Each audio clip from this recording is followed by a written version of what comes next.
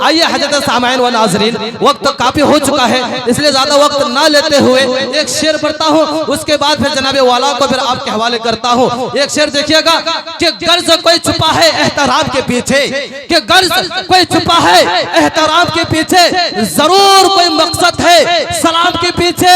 तो अपने होगा घर में करोड़पति मगर, तो अपने होगा करोड़पति मगर, नमाज पढ़नी पड़ेगी इसी इमाम के पीछे, नमाज पढ़नी पड़ेगी इसी इमाम के पीछे। कि ये मत समझना कि बेहतर समझ रहे हो तुम, कि ये मत समझना कि बेहतर समझ रहे हो तुम, वो एक हीरा है पत्थर समझ रहे हो तुम। कहते मचल के सुभान अल्लाह।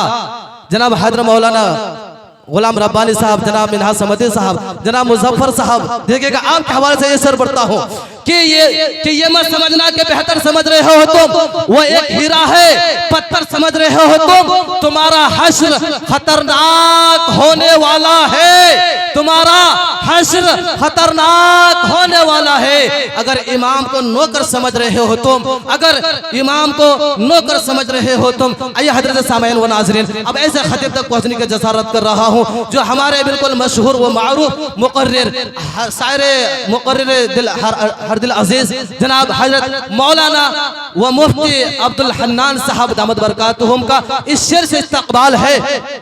जनाब हजरत अब्दुल मन्नान साहब का इस शेर से इस्तकबाल है कि हम मुसलमान हैं, हक बात सुना देते हैं, कि हम मुसलमान हैं, हक बात सुना देते हैं, मुल्क और मिल्लत के जवानों को सदा देते हैं। हमको आते नहीं इस मुल्क में दहशतगर्दी, हम तो वहशी को भी इंसान बना देते हैं, हम तो वहशी को भी इंसान बना देते हैं। हजरत वाला इस समय पर तशरीफ लाए, हक़ानी इरफानी नूरानी बयानात से हम सभी सामाईन को मुस्तफ़िज़ फरमाए।